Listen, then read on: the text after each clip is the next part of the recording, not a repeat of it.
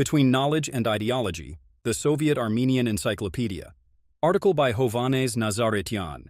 Published on April 21, 2026 on EVN Report.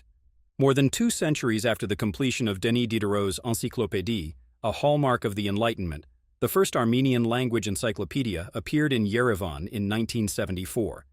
The Soviet Armenian Encyclopedia, whose first volume was published 50 years ago, remains the most comprehensive reference work in Armenian, even in the age of Wikipedia.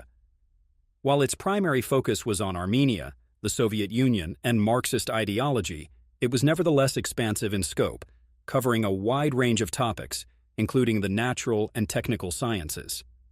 Its preface states that Marxism-Leninism, the country's official doctrine, was its ideological foundation. It also declares rightfully, though somewhat presumptuously, that the publication is an unprecedented event in the cultural and intellectual life of the Armenian people. Despite its ideological shortcomings, the encyclopedia remains a monumental achievement of late Soviet Armenian scholarship. Its 13 green volumes can still be found in many households, a testament to both its iconic status and its significance as a much-needed endeavor. Today, however, most likely sit untouched, collecting dust rather than providing general knowledge to their owners. The full set is readily available online for as little as $17, though it typically sells for between $25 and $30. In past decades, many immigrants even took entire sets with them to the diaspora. I was pleasantly surprised to find the full collection at a friend's house in the U.S. East Coast. Initial efforts to produce an Armenian encyclopedia took place between 1932 and 1936. The first volume was nearly ready for publication around 1935, but was reportedly branded as anti-Marxist, leading to the project's cancellation. The successful attempt resumed in 1964, with publication starting a decade later. Similar encyclopedias were compiled and published in the national languages of all 15 Soviet republics. The Russian version, proudly entitled The Great Soviet Encyclopedia, underwent 3 editions and served as the foundation for the other versions. The Georgian and Azerbaijani editions began publication in 1975 and 1976, respectively. Although originally intended to be completed in 6 to 7 years, its publication ultimately took 14 years. The final supplementary, 13th volume, dedicated entirely to Soviet Armenia, was published in 1987, coinciding with the last stable year of Soviet rule in Armenia. The encyclopedia contains 38,767 entries and features extensive black and white and color images and illustrations, approximately 1,500 per volume. It also includes many high-quality maps of Soviet Armenia and of Armenian historical geography. At the beginning of each letter section, the encyclopedia shows the evolution of Armenian letter forms used since the 5th century invention of the alphabet, including Yerkatagir and Bohloragir, which were widely used in manuscripts and church inscriptions. As a child, I often consulted it for schoolwork, particularly to look up the biographies of Armenian poets and writers, as well as to satisfy my personal curiosity about Armenian and modern history. On one occasion, I even brought the first volume to school to show my teachers and classmates a picture of my grandmother, Ira Shahohyan.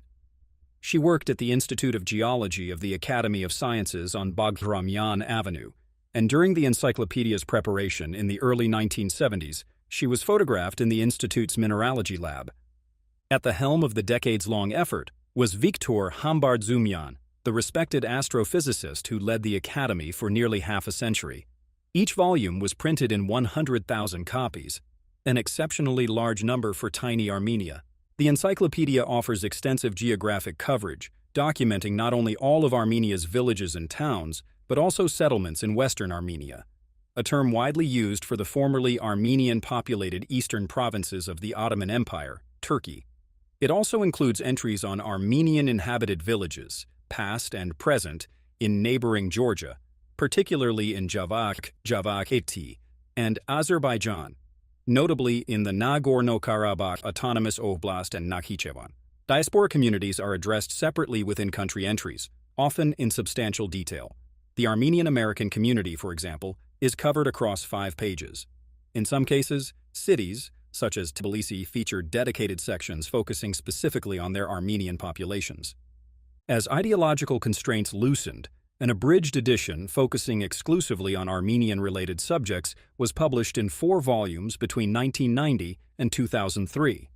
The Soviet Armenian Encyclopedia was fully digitized in 2013 and made available on Wikisource, operated by the organization that runs Wikipedia. The encyclopedia offers valuable insights into the ideological constraints on scholarship during the late Soviet period, as well as the official viewpoints and positions that shaped it. One striking passage is the entry on church and religion in Soviet Armenia. While it acknowledges that the Armenian church preserved the nation, it also defended the interests of the ruling classes, preached obedience, and opposed dissent. Under Soviet rule, the church, in reality, only the See of Echmiadzin, pursued a loyal policy toward the state and adopted a principle of active cooperation with socialism. It asserted that the overwhelming majority of Soviet Armenians have been freed from religious prejudices, making the Armenian SSR a land of mass atheism. But a portion of the population continues to participate in religious rituals and adheres to religious superstitions. The Armenian genocide under the name Metz Yechern is given detailed coverage spanning 9 pages. It stresses the complicity of Imperial Germany and the acquiescence of the Western powers in the genocide. Following Marxist terminology, the First Republic of 1918 to 1920 is called Armenia's bourgeois republic. The nationalist leaders of that period, such as Aram Manukyan and some others, like Hovhannes Kajaznuni, are not portrayed in a negative light, but their entries are usually very brief. Others, such as Prime Ministers Alexander Khatisyan, Simon Veratsyan, and military commander Kharigin Nezhde, are given negative treatment. In contrast, General Andranik is given almost full-page coverage with his entry, noting that he viewed Soviet Armenia with sympathy, welcoming its economic and cultural achievements. Similarly, the 3 traditional diaspora Armenian political parties are all described as bourgeois, but with important nuance. The ARF, Dashnaks, are bourgeois nationalist, the Henchaks, national petit bourgeois socialist, and the Ramgavars, liberal bourgeois. The ARF, as one would expect, is heavily criticized. It is described as a tool of international imperialism against the Soviet Union, which divides Armenian communities and churches, opposes repatriation, and seeks to sever the Armenian diaspora from the motherland, Soviet Armenia, and whose treacherous activities face resistance from the progressive forces of the diaspora. On the contrary, the Henchak Party is commended for opposing the aggressive policies of imperialist states and criticizing the treacherous policies of the Dashnak Tsutyun Party, and cooperating with the progressive forces of the Armenian diaspora in the struggle for peace. The Ramgavars are likewise portrayed as a progressive force, which, along with the Henchaks and Armenian communists, wages an uncompromising struggle against the Dashnak Tsutyun. The entry notes that the Ramgavars initiated numerous cultural centers in the diaspora, and notes that the Armenian General Benevolent Union, AGBU, the largest nonpartisan diaspora group, operates within the scope of its activities. The party is further commended for playing a significant role both in promoting the achievements of Soviet Armenia and in organizing repatriation. Its coverage of diaspora individuals and groups that were not anti-Soviet, such as the AGBU, is likewise positive. Its founder, Bohos Nubar, is commended for supporting repatriation of diaspora Armenians to Soviet Armenia. The entry on Sovet Ashen, a small district within Yerevan founded with funding from Nubar, does not mention his support, but does mention its original and current name, Nubar Ashen. Calouste Gulbenkian's foundation, based in Portugal, is praised for allocating funds to the educational and scientific institutions of Soviet Armenia for acquiring foreign scientific literature and modern equipment. Stalin's purges are entirely ignored. In the entries of the famed poet Yagisha Charents, Catholicos Khohren Muradbekian, and many other victims of 1937 and beyond, including Armenia's communist leader Alhassi Khanjan, former Dashnak leader and Prime Minister Hovhannes Kajaznuni, writers Zabel Yesayan, Aksel Bakuns, Vahan Totovents. The circumstances surrounding their deaths are simply not addressed. This is particularly notable, given that many were subsequently rehabilitated. The imprisonment of the linguist Herachia Acharyan and the painter and sculptor Yehrevand Kochar are likewise omitted. Anastas Mekoyan, a senior official under Stalin and Khrushchev, whose entry appeared just 3 years after his death, receives a neutral biography. The entry on the celebrated filmmaker Sergei Parajanov, long persecuted by the Soviet authorities, showers him with praise, noting that his work is characterized by a love for folk art, vivid imagery, exceptional artistic taste, documentary authenticity, and the philosophical depth of thought. It contains no mention of his jail sentences.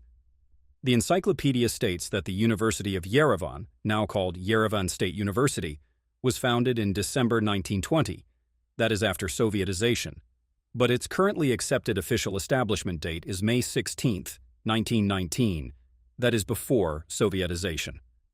The university, which opened its doors in January 1920 in Gyumri, then Alexandropol, was rather reorganized than established from scratch under Soviet rule. It often applies ideological framing even to topics like pop music.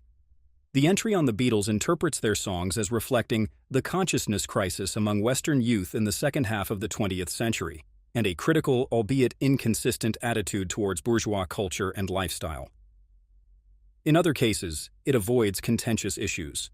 For instance, it does not mention the invention of the Georgian script by Mesrop Mashtots, as attested by his biographer Koryun, a view adopted by many Armenian and Western scholars, but universally rejected by Georgian ones. Among its many contributors was Levon Ter-Petrosyan, Armenia's first president, who was a Mate Nadaran scholar at the time. He authored at least 2 entries, on Gregory of Nyssa, a major early saint, and the Catena entitled Kinik Havato, Seal of Faith, by the 7th century Catholicos Komitas. Another prominent scholar, Raphael Ishkanyan, was entrusted with the entry on Mesrop Mashtots. He later rose to become a leading ideologist during the Karabakh movement, and in 1989 authored the influential essay, The Law of Excluding the Third Force, which guided Ter-Petrosyan's foreign policy, especially in seeking diplomatic relations with Turkey. The Soviet Armenian Encyclopedia is both a product of its time and a significant achievement. Hundreds of scholars, researchers, and specialists poured significant effort into a work of lasting value. Despite its ideological biases, distortions, and omissions, its breadth of coverage have made it an indispensable reference for anyone engaged with Armenian history and culture.